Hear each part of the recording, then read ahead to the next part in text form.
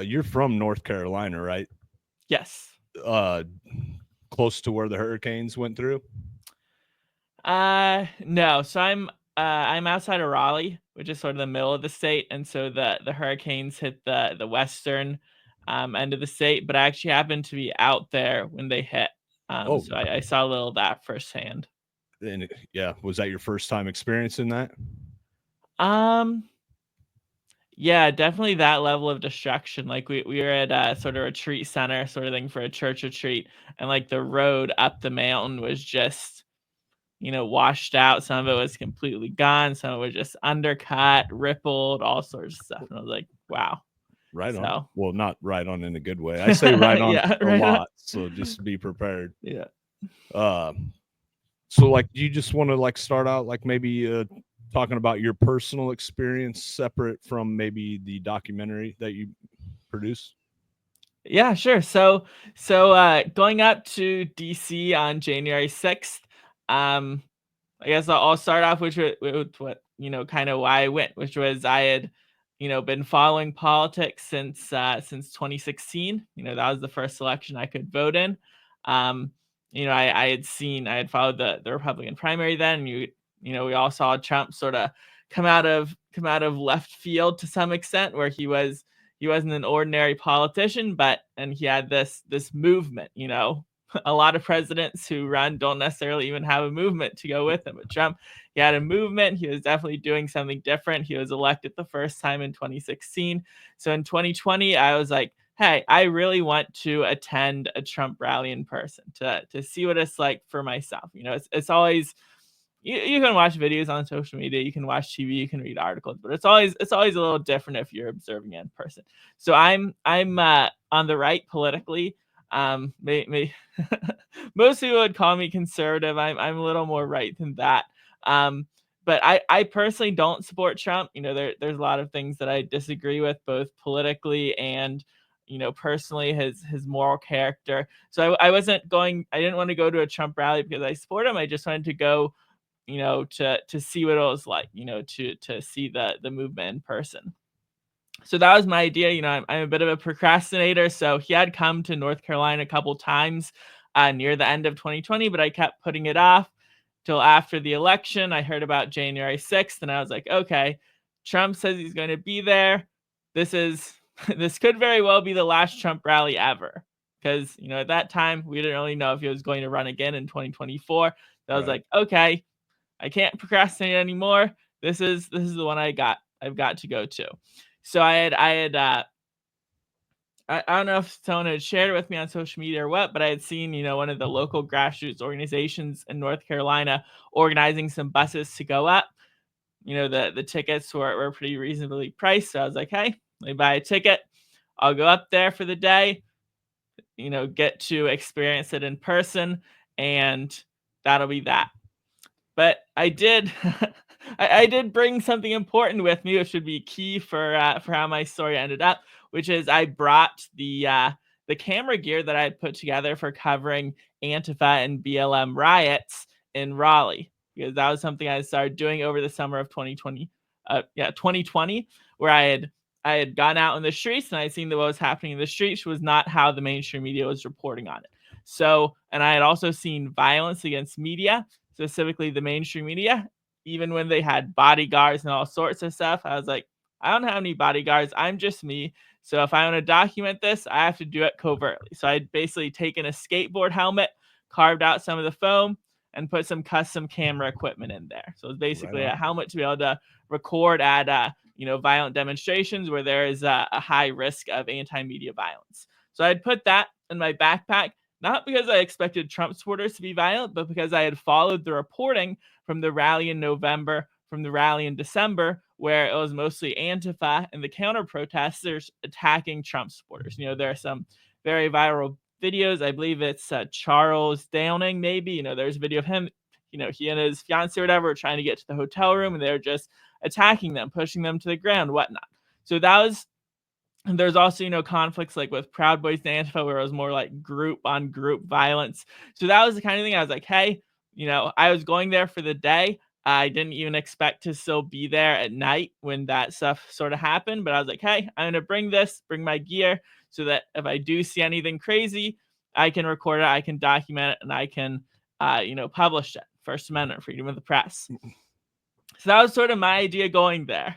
So, so do you want me to go over the morning of January 6th or just jump straight to the action? It's up to you. Yeah. So basically, on the morning of January 6th, I got there pretty early. It was very cold out, and obviously there are a lot of people there, a huge number of people there, far more, orders of magnitude more than I had seen at anything in North Carolina, and Raleigh or whatever. So basically, the morning goes on. If anyone was there, remember there was technical difficulty, there was delays, there was whatnot. They had speakers up there, but honestly, the speakers who weren't Trump weren't necessarily very interesting or engaging, especially when you're freezing. So I eventually wandered off to go try to find some coffee or something to warm up. I caught part of Trump's speech, I think a little of it from the outside. Honestly, it didn't really seem like anything special was happening. I think there had been some promises of a Kraken or something. It didn't seem like anything major was going on. So I ended up sort of walking around. I walked over to, Black Lives Matter Plaza or whatever they call it, where the leftists would usually gather. There are a couple of them there, but basically none. But I ended up, as I was walking around the White House and stuff, I ended up noticing the people moving in the direction of the Capitol. Now, I wasn't thinking, oh, they're all going to the Capitol. I was like, okay, well, this is where people are going. Some of the material that had been distributed beforehand had, times for like events at the Ellipse, events at the White House, and events at the Capitol. That was one of the pamphlets that had been distributed widely because, different groups had reserved different areas for different times. So basically, I see that the crowds of people, they're starting to move to the Capitol. I think Trump had finished by this time. I was like, okay, this is where people are going, so let's go. And so basically, I'm walking down Pennsylvania Avenue towards the Capitol. The street, nope, I don't think there are any cars on the street. It was just full from one sidewalk to the other with people walking down. And I'm not even sure what it was, but as I got to the Peace Circle, basically, if you're going down Pennsylvania Avenue, there's just before you get to Capitol grounds, there's like a parking lot, like with parking on both sides of Pennsylvania Avenue. Then there's the Peace Circle, and then there's the edge of Capitol grounds where they had the fences up in the morning. So I don't even know what it was, but as I was going through that parking lot, I was thinking to myself, like, the energy in this crowd feels like some of what I've experienced at these Antifa and BLM rallies. Because it's a human rioting. To me, rioting is an aspect of human nature. It's a human behavior. It's not particular to left or right, though. Different people are more or less likely to engage in it, but it's something humans do sometimes when they get together and they're mad and they start feeding off of each other's emotions or whatnot. So like I said, I don't even know what it was because I hadn't seen any of the violence yet. I hadn't seen any of the property destruction, fences knocked over or torn or ripped or whatnot. But that's when I pulled out my camera and started recording. And so from then on, I was like, okay, I'm putting my camera on. I'm going to record this. I'm going to document as much of what I can that is newsworthy. And I think part of it might have been that there were so many people just like walking through the parking lot. Because like if you're organizing a large group of people to move from one place to another, like you're probably not just gonna have them wander through a parking lot, right? You're probably gonna like pick roads and turns and whatever. So maybe that was part of it, where the people seem to be acting with one purpose but also disorganized, which is kind of one of the usual elements of a riot, is that there's not like top down control. It's just people sort of acting together. So I really don't know what exactly it was, but then when I got closer to the Capitol, I crossed over the I guess the fence was already on the ground. And as I got closer, I started hearing these bangs, the loud pops or whatever. And I wasn't sure what they were at the time. I wasn't sure if it was just stuff falling over because I didn't see any of the explosions or whatnot. But I later found out that those were flashbangs or tear gas grenades that they were going into the crowd. But basically, I arrived at the Capitol about an hour after the stuff kicked off at the edge of Capitol grounds with Ray Epps and that group of people there. That happened while Trump was still speaking. So I kind of come in after a lot of stuff had already happened, but one of the first things I saw was a man being carried off on a stretcher, and the people were saying he broke his legs, maybe he broke his back. The guy was unresponsive as they're carrying him off. Some members of the crowd, I think there are some members of the fire department and some police there as well. Come to find out later, he had been pushed off this large staircase there by a Capitol police officer. And it was just minutes after that. If you watch the documentary, you probably know where I'm personally arriving in the story. It was just minutes after that, the police on that staircase retreat, and that's where sort of the dam bursts and huge numbers of people are able to get around the main police line, because the police line is down on the plaza below. But once the staircase is clear, people just go around the police, because the police were not between the crowd and the doors anymore. And so that's where people go up. That's where the first couple people smash the doors and windows in, and that's where that's the Senate wing door where the majority of the people entered. So basically, after that, I have no idea where I'm going. I'm just following people. I'm just trying to document the newsworthy stuff that I see. So I end up following people. Once I got in there, to me, the people I saw didn't really seem like they had a plan. It seemed like they were kind of just wandering around. Some of them were saying they were looking for specific members of Congress or Nancy Pelosi or Pence or whatnot. But they didn't really sound like they knew even where those people would be. So I ended up, following the crowd. They make it all the way to sort of the opposite end of the Capitol, to the House of Representatives, the chamber there. They're banging on the door. There's a viral image people may remember where there's like a Secret Service officer sticking his gun, and there's like a broken pane in the door. So I was maybe 10, 20 feet on the other side of that door, recording the crowd as they were banging on that door. They did not make it through that door, but it was just, I believe, down one hallway and up a staircase where Ashley Babbitt was shot. So I was, a staircase. I probably even heard the gunshot, but there were so many bangs, pops, different stuff going on that I didn't even register it as a gunshot. But the news spread fairly quickly that, hey, they shot someone. So we heard about it pretty quickly.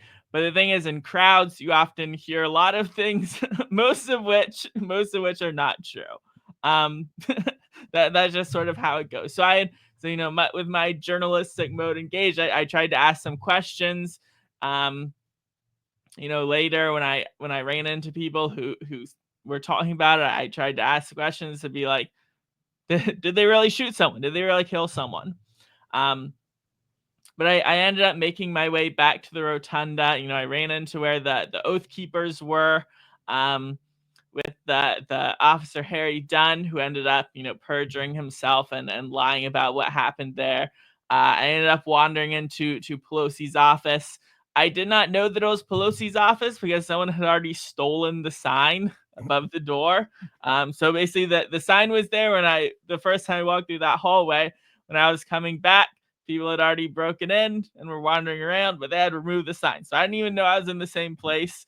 I didn't have a map or anything, but I followed them in there. It wasn't until I saw like a bus she had in her office that had been dedicated to her, I think, from a fire department or something, or maybe it was something related to 9/11. But it was a bus of firemen. It was like to Nancy Pelosi, and I was like, oh, well, I guess that's where I am. But I followed the crowd back into the rotunda because it was sort of like a wave. The wave washes into the Capitol, and then it kind of retreats back, and so the people had sort of gathered in the rotunda, and so that was for most of the time I was in the Capitol. There was not really much police resistance. There was like police standing around. But after people had broken in, after they had got through the couple times that police did try to make a stand, the police sort of, they didn't fully give up, but it was like very disorganized, where like the police officers were defending the chambers of the House of Representatives, for instance, the Secret Service there. But then 10 feet outside, there are a couple officers just standing around watching as the people tried to break in. So it was very, very disorganized. I can definitely understand why some people thought they were let in, because some people did walk in through a door with police standing there, not stopping anything. Right. So I guess, yeah, when I was in the rotunda, a lot of the people who had gone to various places in the Capitol kind of gathered back there. And I started getting the feeling that the police were closing in. I think they had closed off at least two of the entrance / exits to the rotunda, depending on how you're looking at it. And so I was like, okay, now is probably a good time to leave, because one of the things I had in my mind throughout this whole event was like, hey, I'm documenting this, but I'm being conscious not to get in the way of the police. I'm not trying to participate. I'm just trying to blend in, because I had witnessed anti-media violence. And, on January 6th, there wasn't as much as there was at, perhaps an Antifa rally of the same size. But, there were a couple incidents. I think there were a couple Associated Press journalists who were like dragged down the stairs or something. There was the media pen outside. I'm not sure anyone was assaulted there, but people were trashing the media equipment that had been set up. So, I don't think I was completely off base when I was, concerned about anti-media violence. But yeah, so I tried to exit, and there again, I saw this disorderliness and the lack of communication by the police, because there are a couple people by the doors, a couple police officers by the Columbus store. So this is on the east side of the Capitol. And so there are a couple officers right by the doors, and then there are a couple in like the foyer area between those doors and the rotunda. And so one of these officers in the foyer, he was telling people to get out. He was like, hey, go out. There's a store here. We want you out. And then as people were moving towards the door, the officers at the door shut the door. And it's like, okay, I want to get out. I'm not wanting to stick around here till the end, as police, seem to be kind of heading in that direction of pushing people out. I wasn't still there when they actually did push people out, but it was like, and then it was like the officers closed the doors. Like, I can understand maybe that more people are trying to get in, but it's like just that lack of communication, even from officers like 20 feet away from each other, where it's like they didn't really seem to have it together. Anyway, they ended up opening the doors again. I make my way out, and one of the people I run into is John Sullivan. Now, some people might know him. He's quite the character. I've heard he was kicked out of some Antifa groups for being too, I don't know necessarily being too radical, but stirring stuff up. So, as people may have heard, he was there. He said he was there as a journalist, but apparently he also had a knife that he was offering to use at times. And he was followed around by his own personal videographer. So Sullivan ended up being charged. I believe he's in prison as we speak. But the videographer who is following him around has not, even though she did enter the Capitol, technically committed a couple misdemeanors. She has not been charged, because the Department of Justice has picked and chosen who to charge. So they charge John Sullivan. They don't charge Jade Sacker. Now, some people have said she was a CNN journalist. I don't believe that's the case. I believe she was a freelancer at the time, from my understanding, and she was filming some sort of documentary project on John Sullivan and his brother. But yeah, I ran into him outside. He had been there while Ashley Babbitt was shot, and he was telling some people about that. People were asking him whether he was a Trump supporter, because I guess he was he was wearing mostly black, didn't have any Trump gear on. And so he showed them that like he had a plate carrier on underneath his jacket that said press. He was showing people like some of the video he had taken. That was sort of an interesting encounter. And then another interesting thing I saw was on the steps of the Capitol, someone had brought like a portable speaker system, like, you know, maybe 2 feet tall. It was sitting there and they had a mic plugged in, and basically we're holding an open mic where anyone could come up and, you know, say something to the people gathered on the steps below the Columbus store. So that was sort of interesting. I feel like I'm sort of rambling here. So feel you're free good. to stop me if you wanna point it in any particular direction. At that point, you're probably just leaving, right? Yeah. On your way out. If you would just like look at your experience that day, who did you feel was the aggressor for most of the violence? If you just look at your personal experience. So what, you know, without the benefit of hindsight,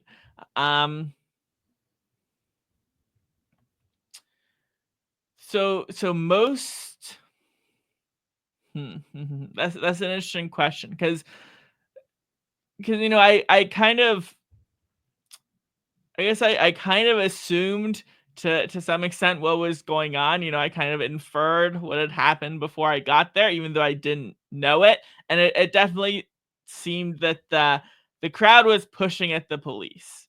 So, and like when the police retreat, the crowd followed them.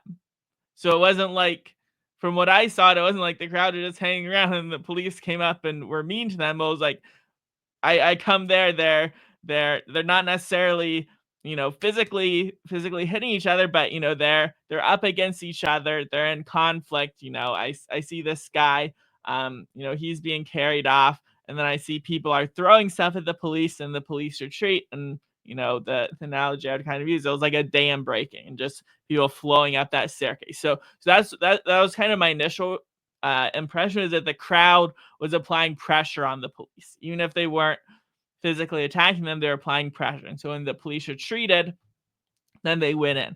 Now, when I was inside the Capitol, definitely kind of that same thing, where there was a police line under in the basically the basement under the rotunda. You know, it's a big round room with pillars in it holding up the floor of the rotunda.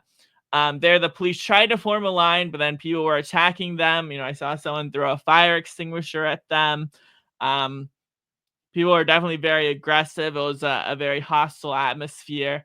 But then they ended up breaking through that line, and that was kind of the last police resistance I saw for a while.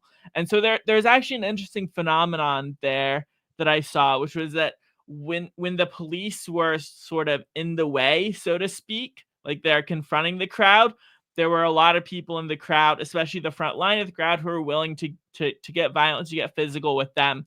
But then once they were sort of out of the way, there were, you know, other people in the crowd, not necessarily the same people who were being violent, but other people who went out of the way to make sure that they were not attacked once they were out of the way. So it's kind of that weird dynamic there, because, you know, over the past year, there had been a lot of back the blue, whatnot, we support the police. So you kind of saw this competing dynamic where there are people there willing to be violent, and then people there who also wanted to protect the police.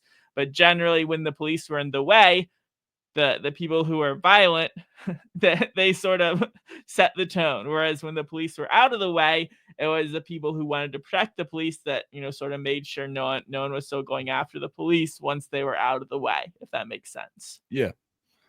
Do you think you said it's kind of comparable? You've seen the same kind of mentality or mindset at the BLM Antifa riots that you covered too, or events that you covered? Yeah, I would say in the sense of maybe the atmosphere is what I would say. Sort of it's kind of hard to put it into words. It's sort of like the vibe, or like the background, how people are interacting with each other, where they're feeding into each other's emotions, and that gets them to the point where they do things that they would never even consider doing on a normal day. So, like a lot of the people who went there, and even if they didn't get violent, even if they were just climbing on stuff or climbing over fences or getting in people's faces and yelling at them, that was not stuff they would do on a normal day. But because they're feeding off each other, they felt comfortable doing that, with people they see as their comrades, with the same cause, the same passion, the same motivation. So that's kind of how I see a riot, is when because a lot of times with Antifa, I don't think they're even necessarily rioting. They just decide, hey, let's all get together and go do some crime. I don't really consider that to be a riot. That's closer to like low level terrorism, because you're not like they're not carried away by the moment. They're just, hey, let's go smash some windows, let's go walk around in black bloc and terrify some people. So the way I see it is the riot is more the organic emotional component of it, where the people together are more than any of them individually, if that makes sense. So that was the Yeah. sense in which I definitely saw some elements that were comparable to the Antifa and Black Lives Matter that I had covered. Do you think that kind of vibe or spirit, if you will, uh, that these people are having in these events, do you think that's like a natural thing, or you think a lot of that's brought on by like provocateurs, whether paid or unpaid, however you want to look at that?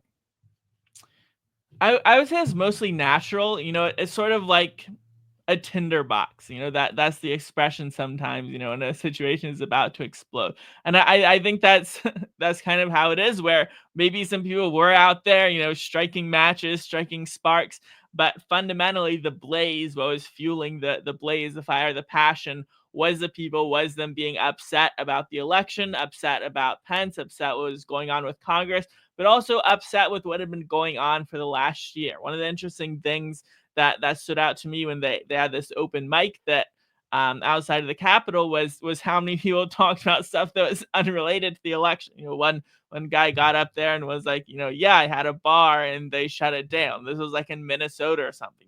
Not anything specifically related to the Capitol, but that was very much the undertone.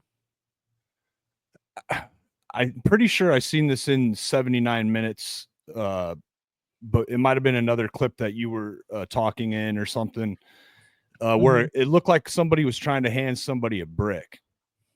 And Yes, yeah. So that was there was some video, that was, yeah, just around the time that the people were first breaking into the Capitol. So yeah, I was going up this staircase that the police had recently evacuated, and yeah, so somebody hopped up on the railing, and they have like these. Let me see if I can get in the camera. Like these, I don't even know if my hands can fit in right the on. camera. Basically, these like big round planters, and so a guy hopped up on the railing and looked inside. Was like, oh, hey, here's some bricks. And so he picks up the bricks out of the planter, and he was like, anyone want a brick? And the people I saw were mostly just ignoring him. No one wanted his bricks. But yeah, that was a moment that stood out to me. I was like, that was sort of interesting, because yeah, over the summer you had various riots where people were posting pictures where they're like, oh, they just left a pallet of bricks out. Isn't Yeah. that Yeah. convenient? So yeah, that stood out to me a little. As much as I almost hate to admit it, that's exactly what I thought of when I seen that was the BLM Antifa protests where they were claiming the bricks were being set out all over towns. Yeah, Uh, which that's a hard thing, because if you go into a city on any random day when there's not a protest, chances are if you wander around long enough, you can find a pallet of bricks. So maybe that's just plausible deniability yeah, that makes it the best way for them to incite something, but also there are right. sometimes just pallets of bricks around where they're, Yeah, especially if you have a construction city with a sites. lot of bricks. You walk Right. through the city, you see all the scaffolding because they're Yeah. Yeah. maybe repairing some bricks. Who knows? Yeah. Yeah. What at what point, like after this event, did you decide to yourself you were going to start looking into it more and start working on 79 minutes? Yeah, so I want to say it was that September, when I really started doing it. So basically, after the riot, after I got home, that night I posted all of my video, all 2 hours of continuous video that I had taken with my helmet camera. And so, but that was that was kind of it for me. I think I also created a Twitter account, to post a thread with some of the video highlights. That was the first time I had really got on Twitter. Now I'm all over Twitter. Now I'm crazy about Twitter. But that was that was the first time opening my personal account, which I now use. But after that, I didn't really do too much. I think I looked at some of the video. There was like the ProPublica where they posted all the videos from Parler. I'd poked around with that, but yeah, it wasn't really until that September that I came across some video of Derek Vargo. So Derek Vargo is the man that a Capitol police officer pushed off of the staircase, and I had seen him being carried away. But at that point in September of 2021, no one knew who he was. No one knew really what had happened to him. I had come across an article by, I believe it was by Brett McDonald. I think he's with Timcast now. I don't remember what site he was with at the time, but he had put up an article with one of the videos of Vargo being pushed off, saying, "Hey, this was pretty crazy. What happened to this guy?" With some various videos from journalists. So in September, I had come across some more video, a couple different angles. So I just edited them together, synced them to be like, hey, here's some different angles of this happening. You can make of it what you will. And so that was the first video I posted that kind of went viral. I think had a couple 100,000 impressions, but for me, I don't even remember how many followers I had at the time. It might have still been under 1,000, but for me, I was like, this is this is way outside of my sphere of influence, whatever that was. Because I was like, hey, what happened to this guy? We don't know what happened to him. This is crazy that, what was that, 9 months after, who knows what happened to this guy? All we know is that he was carried off on a stretcher. And so after I posted that video, I came across some more video from that same staircase earlier, where the police were at the bottom of the staircase, and then they started tussling. One of the officers, like shoved someone in the crowd, and then people came after the officers, and they ended up retreating up the staircase. And so I started putting the pieces together, like, hey, like what happened on the staircase was actually key to people getting into the Capitol, because it's the police retreated off the staircase, and then the people had access to the upper terrace, and that's when people went over to the Senate wing door and broke in. So I was like, hey, this is like a timeline, this series of events. No one else is putting it together. And I reached out to a journalist who was covering January 6th at the time, like with the timeline I had been putting together, and was like, hey, I thought these facts were interesting. Someone should be talking about them. And the journalist was like, okay, that's interesting. And, never really followed up with it. So I was like, okay, well, if no one else is talking about this, then I might as well create a documentary. Why not? So that was when I decided to, because I think it really I think it really speaks to some of the things that could have been done differently, because a lot of people have heard about the National Guard or whatnot, how they could have been there, how they could not have been there, but from the research I've done, I firmly believe that the Capitol Police could have stopped people from getting into the building with the resources they had on hand. Obviously, if they had, hundreds, thousands of National Guardsmen, it would have made it easier. But what they had on hand, which is Capitol Police officers and Metropolitan Police officers, I believe they could have stopped people from getting it. They couldn't have stopped people from rioting, but they could have stopped people from getting into the Capitol and actually interrupting the proceedings. So if you watch the video, I sort of lay that out a little bit, because it's more of a tactical analysis rather than like, trying to convince people of specific conclusions. But that was a conclusion I reached from looking into this, because basically the police, they deployed pretty much all of their police officers kind of pretty far away from the doors of the Capitol. They deployed them on the lower terrace. And so then as people started getting around them, they started being outflanked. They didn't reinforce that weak spot. Instead, they just kept putting reinforcements where they didn't need them, where they already had a lot of people. And so then the weak spot, the police end up retreating there. And then it's like, okay, well, now you have all your police officers, and they're not between the they're not between the people they're fighting and the location they're trying to defend. Now the people are between them and the Capitol. So it's like this, and they had the advantage in communication and surveillance. You can see from some of the videos, from some of the surveillance videos they released, that they're actively in there moving the cameras to look at one thing or another. So they have cameras covering the Capitol. They can see basically every angle. And they have radios. They're in communication. They're talking to each other. But still, they managed to avoid even the basic communication that could have prevented the police line from being basically made irrelevant. And so then when people reach the Capitol doors, one guy like smashes the window in with a police shield. A couple people have 2x4s. One officer runs up from the inside.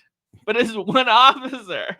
Right. And so I think he fires some pepper spray, and then he gets out of there because he's one officer and these people are smashing the window in. Yeah. So it's like, to me, that's just what stood out to me. Doing the research, the Capitol Police, in terms of the size of their department and their budget, they rank up there with some of America's largest cities. This is not a small department, and they just have the Capitol complex, which is not just the Capitol, but a couple office buildings as well. So I think they have, if I remember correctly, I may get the figure high, I believe they have over 1,000 sworn officers. And so this is a big police department. They have their own riot police, they have their own all sorts of stuff, but they just, kind of completely dropped the ball on January 6th. Yeah. Do you think has your movie been, or your documentary, has it been well received by other J6ers, or do you feel kind of outcasted because you're not what I I mean? think I've heard mixed reactions. What I've heard from, not necessarily January 6ers, but like who have been charged, but people who were just there, who watched it and were like, yeah, like this is what I was seeing, especially the stuff outside of the Capitol with the flashbangs and whatnot. Like, yeah, this is exactly my experience. I came and then everything was exploding, and that did not make me happy, you know. But in terms of defendants, yeah, I've got some mixed reactions. I've definitely, um, some people are not too fond of the approach I take, um, which which is basically like, hey, my goal is just to show people what happened and not try to necessarily preach to them or try to convince them one way or another to interpret it. So, but if people are, if the mainstream media is trying to downplay and ignore a certain aspect, it's like, okay, well, let's look at that some more. Or if, I think a lot of January 6th defendants have tried to downplay the violence, which it was real. You can't ignore the fact that there was a lot of violence, and not all of it was started by the police. What initially happened at the edge of Capitol grounds, as far as I'm aware, I have not seen any evidence that was started by the police. People started jumping over the fences. They approached the police line. They started shaking the police line. And then the police come in. They're trying to push people off. One officer starts throwing punches or whatnot. But it was the people who approached the police line first, not the other way around. And so I think part of it is because from the police's perspective, it's one continuous attack from the outside of the police. From the outside of Capitol grounds, they retreat. The crowd's following them. They try to form a new line. The crowd sort of faces off with them. And then that's how it progresses. And they start using flashbangs and whatnot. Whereas from the perspective of many of the J6ers, it was just a very small portion of the crowd who was there when it started. The crowd, especially as Trump's speech ended, people are just coming in, slowly growing and growing and growing. So for most people, they weren't there for whoever started it. They just come. A lot of them, the barriers had been removed from the path, or fencing had been removed. They walk up to the crowd in front of the Capitol, and then boom, they start getting hit with stuff. They start getting hit with flashbang. They start getting hit with tear gas. And I can understand why those people feel like it was the police who started it. But if you look at it objectively speaking, from over everything that happened, I think it's pretty clear that it was not the police that started it. If you want to classify it as one continuous thing. Yeah, I get that. I do think when I watched it, I do think you made it very clear that you stated that you could see how most of the people that were there would have that impression in the documentary itself. I think you were pretty fair on that. I think you made it very clear that you were just trying to point out, in my opinion, that there were flaws that could have been changed, things that the police could have done differently, and that could have prevented maybe all this from happening to begin with. Would that be fair to say? Some of that that's almost here. I don't know that they could have. I don't think they could have prevented everything. Right. But I think they could have prevented people from entering the Capitol. That's Right. specifically what I think they could have prevented. There are enough angry people, and there are enough people there stirring things up, whether they were doing it personally or professionally. They were still stirring things up. There's enough people doing that, enough people angry that, I think that there certainly could have been some violence, some aggression, some rioting, regardless. But yeah, I think the police, there are multiple times, especially with how they deploy the flashbangs and the tear gas, where I was like, if I was setting out with the purpose of antagonizing the crowd instead of getting them to leave, this is exactly what I would do. Because when they were throwing the flashbangs and the tear gas, they weren't hitting the people who were like immediately in front of them, who could have been posing an imminent threat of some level of force against them. No, they're throwing them deep into the crowd. They're hitting people who can't necessarily even see what's going on with the police line, because there's people in front of them. So it's like, yeah, this is how I would make people angry. This is not how to disperse people. And they're at some point they have a speaker arrive, but it's not like until they've been throwing flashbangs for like 40 minutes that they make an announcement to disperse. And even then, it's, in the video, I wasn't right there, but from the video, like, you could barely hear, even close up, you could hardly hear it over the crowd noise. Video that's like 10 feet away from the speaker, people on the other side of the crowd, they had no chance to hear that dispersal warning. So, the DOJ and the FBI argued, in every case, well, you should have just known what was going on. It's like, well, sure, I can understand that. Like, why didn't you know what was going on? Like, you could have put the pieces together. But if we're talking practicality in terms of getting a crowd to disperse, yeah, you can't really rely on their logic of being like, oh, well, let me put two and two together, and yeah, I really shouldn't be here. It's like, no, there's a reason why dispersal orders are a common anti-riot practice, especially before they start deploying certain types of force, is because a lot of the times people do need it explicitly laid out for them for it to click and be like, oh, I don't want to be arrested. I don't want to get tear gas. I guess this isn't where I'm supposed to be. But yeah, that did not happen with the crowd outside of on the west side of the Capitol, as things were escalating and people ended up breaking in. So they did not make a widespread dispersal notice that the crowd could actually hear. If I ask anyone that I talked to about this event, if they had a time machine, would you do it again? That's a good question. I've been asked something similar to that multiple times. It's hard to say, because my motivation was in entering Capitol grounds, entering the Capitol was different than 99%, let's say, of the people who went in, which was, I was there to document it. I was there to record it, and I was specifically there to publish it. So my intent was to be covered under freedom of the press. Now, I am not a lawyer. I had not reviewed any of the federal code beforehand. I had not reviewed any of the laws specific to the Capitol or specific to restricted areas, because I was not expecting any of that to happen. So knowing what I know now, knowing the official position of the Department of Justice when they charged me, which is that anyone who was present, even a journalist, was contributing to the violence and the chaos just by being in the crowd. If I take that at face value, then I would say no. I would go back. I would not want to contribute to it. I hear you. Now, knowing how they have actually applied the law, which is that if mainstream media, they get a free pass, people on the right, independent media, they get charged.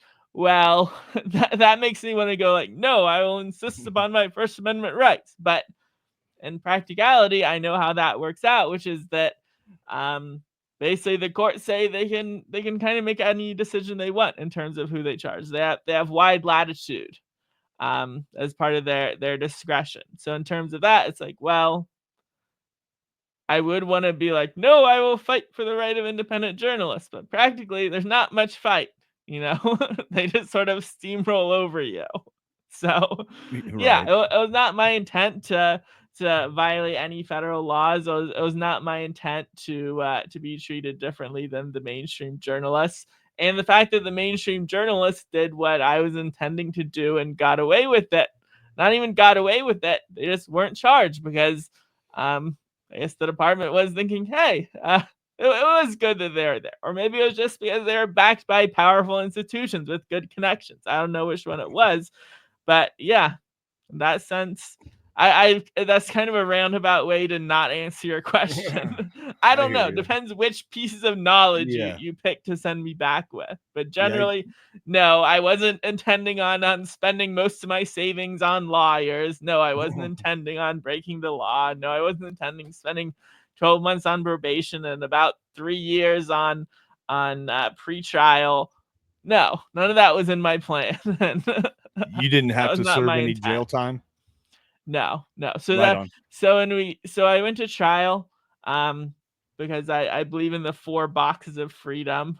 And the jury box is one of those boxes. So I took Right it on. to a jury. But it was a DC jury, so I kind of knew what I was getting anyway. But I did get the chance to testify and tell my tale, almost as I've told it tonight, but more in depth. Talk about my motivations and whatnot. So when we got to sentencing, the Department of Justice asked for 8 months. 8 months in prison. Now the thing was, the sentencing guidelines were 0 to 6 months. So basically, so it's the 4 misdemeanors they charge people with. There's 2 Class A misdemeanors and 2 Class B misdemeanors. So under the law, the maximum sentence for Class A is 12 months. For Class B, it's 6 months.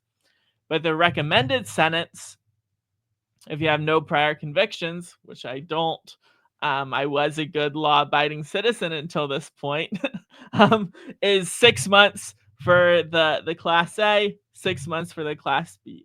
So basically, they went in there, not just you should give them the maximum under the recommended sentence. They're saying you should apply these sentencing enhancements so that the maximum doesn't apply and that you can go beyond the maximum. So the judge heard them out and he was like, no, I don't think I'll accept your sentencing enhancement. So then they're like, okay, well, if you can't give him 8 months, at least give him 6 months. At least give him the maximum under the law. But because we were able to make the pretrial motions, we tried to do the First Amendment right. We tried to argue for selective prosecution.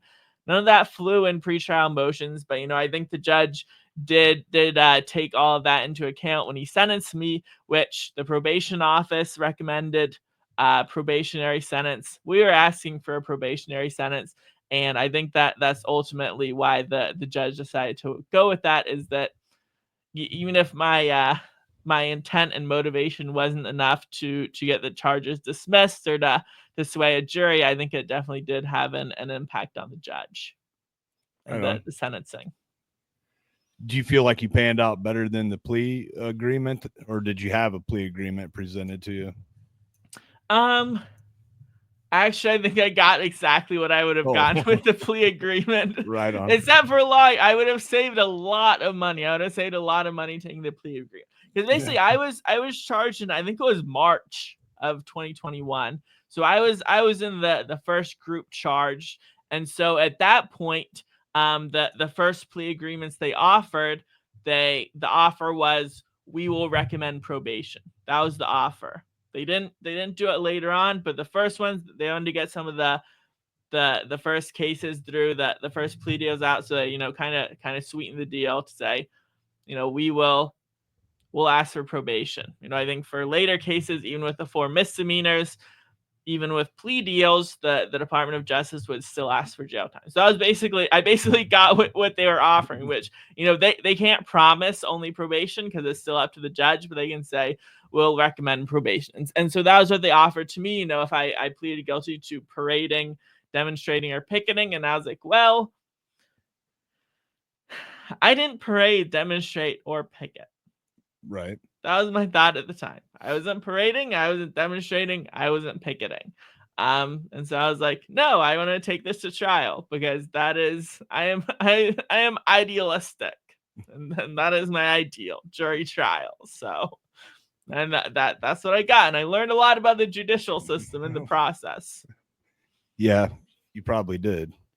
Do you feel like this event has long term affected your life in a negative way? Um, Long term effect to me.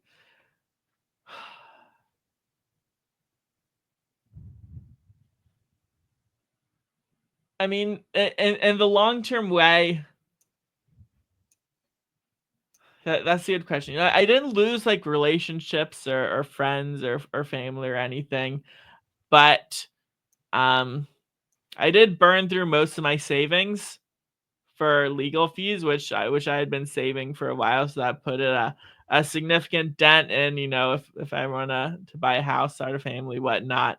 That would probably be the most long term, is that it burned up a whole lot of hours of my life Yeah. that I had sort of banked up, that now I spent fighting this. You don't feel like the community, your home community, or anything looks at you negatively for being there? Not the people who know me personally. Right on. I think the people who know me personally generally know that generally know my intent, that's the sort of person I am, that Yeah. I would go there for journalism. I would not go there to riot. So I think, Right on. yeah, I Uh, they wouldn't yeah. necessarily agree that I should have gone there as a journalist, but I think they understand my Yeah. motivation. Uh, is there anything you feel like you would want to get out there that I didn't ask you about? Um, no, not necessarily. I mean, Right on. I'm getting stuff out all the time, so Yeah, I hear you. I hear you. yeah, Uh, yeah. if you had like one main message that you would say that you're trying to put out there about this whole your experience with this event, what would that be? Oh, that's a good question. Um, I guess I would say, especially if you're someone who I guess tends to take a different track on the whole January 6th story. I guess I would just encourage people to, to look at the facts and sort of do a little self-analysis on whether what they want to happen is influencing their perception of what actually did happen. That's I'd encourage people to look at things with a critical eye. Right on. Do you have a website or anything that you want to Yeah, yeah. plug? So people can go to j6documentary.com.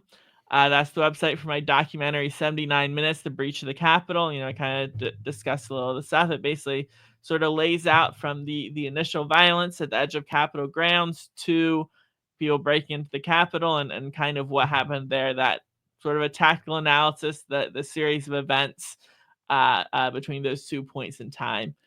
So you can watch it for free. It's on Rumble. It's on the website, j6documentary.com. Right on. Well, we appreciate you stopping by. Yep. Thank you for having me. Yeah, no problem.